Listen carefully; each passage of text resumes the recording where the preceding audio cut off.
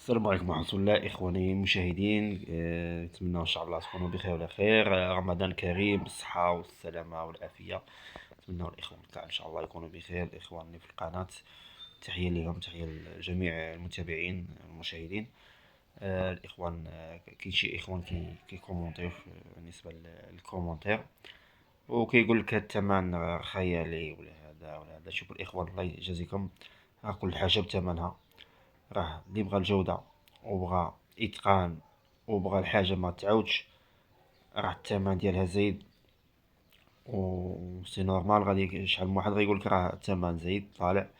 الثمن ديال الخدمة مزيانة راه ثمن غالي، باش كتكون الخدمة مزيانة وما كتعاودش وكتدي واحد الفترة طويلة إلى طول الله العمر. هادشي اللي كاين الاخوان كيقولك لا الثمن راه طايح هذا بالقد والقد. لا اخويا، عاد رخصو كتخلي نصو، عاد رخصو كتخلي نصو. الانسان كيتشطر كيقولك هذا المعلم راه غينقص ليا، ولكن راه غينقص لك في الخدمه.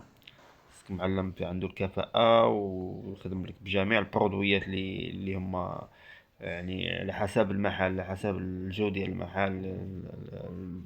الاماكن السخونه، الاماكن البارده، يعني جميع الانواع ديال لاكول.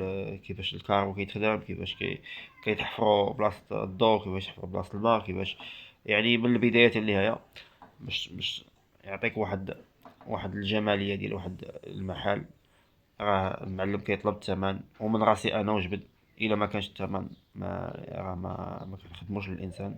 بالاحسن حنا ما نشدوش خدمه رخيصه ونخدموها، ولكن ما نخدموش على حسب الجوده اللي غنعطيو. والدوزان تا هو غالي، يعني الدوزان راه ولا غالي بزاف، الماتيريال ولا جديد وغالي، ووليد العامله غلات. هادشي اللي كاين الاخوان، وتبارك الله عليكم وتحيه لكم ورمضان كريم.